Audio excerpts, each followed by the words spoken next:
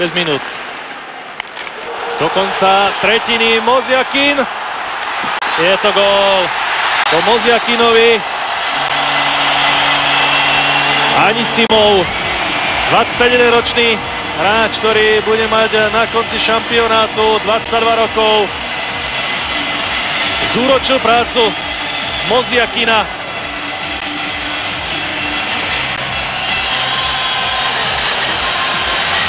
Arťom Anisimov,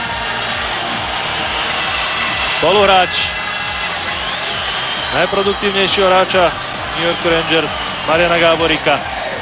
Hovoríte sa, Moziakin chcel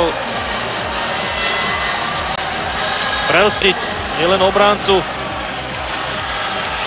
ale aj brankára. Nevyšlo mu to. Bielorusi si nedali pozor na Anisimova. Ten si odloží puk, ktorým vletel takýmto spôsobom do siete, pretože je to jeho prvý gól